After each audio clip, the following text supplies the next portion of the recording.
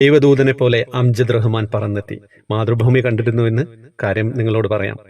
തിങ്കളാഴ്ച രാവിലെ 11:30 ദുബായ് വിമാനം കൊച്ചിയിൽ ലാൻഡ് ചെയ്തപ്പോൾ യാത്രക്കാരനായ അംജദ് പറന്നിറങ്ങിയത് 10 വയസ്സുകാരന്റെ ജീവിത പ്രതീക്ഷകളിലേക്കായിരുന്നു. രക്തകോശ രോഗം ബാധിച്ച് ചികിത്സയിൽ കഴിയുന്ന 10 വയസ്സുകാരന് സ്റ്റെം സെൽ ദാനം ചെയ്യാനാണ് മുക്കം ചേന്ദമംഗലൂർ സ്വദേശിയും ദുബായിലെ റെസ്റ്റോറന്റിലെ മാനേജറുമായ പീടികക്കണ്ടി അംജദ് റഹ്മാൻ കേരളത്തിലെത്തിയത്. വിമാനത്താവളത്തിൽ നിന്ന് നേരെ അമൃത ആശുപത്രിയിലെത്തിയ അംജദ് സ്റ്റെം സെല്ലിന്റെ അളവ് വർദ്ധിക്കാനുള്ള കുത്തിവയ്പ്പെടുത്തു.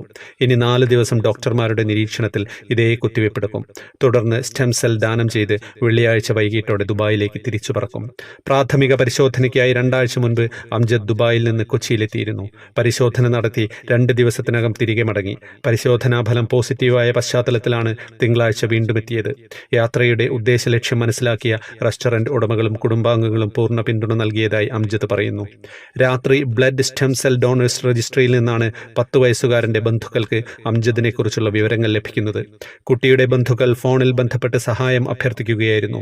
മണാശ്ശേരി MAMO കോളേജിലെ പെയിൻ ആൻഡ് പാലിയേറ്റീവ് ക്ലബ്ബ് സംഘടിപ്പിച്ച സ്റ്റെം സെൽ നിർണയ ക്യാമ്പിൽ വെച്ചാണ് അംജദ് സ്റ്റെം സെൽ പരിശോധിക്കുന്നത്. ഈ കോളേജിലെ വിദ്യാർത്ഥിയായിരുന്ന അംജദ് ജീവകാരുണ്യ മേഖലയിലെ മികച്ച സന്നദ്ധ പ്രവർത്തകനും ബെസ്റ്റ് സോഷ്യൽ വർക്കർ പുരസ്കാര ജേതാവുമായിരുന്നെന്ന് അധ്യാപകർ ഓർക്കുന്നു.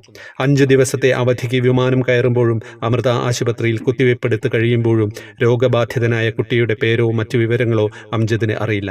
ആകെ അറിയുന്നത് ഒന്ന് മാത്രം: രക്തകോശ രോഗം ബാധിച്ച് ചികിത്സയിൽ കഴിയുന്ന 10 വയസ്സുകാരന് പുതുജീവനേകാൻ തൻ്റെ രക്തത്തിലെ മൂലകോശങ്ങൾക്ക് കഴിഞ്ഞേക്കാം.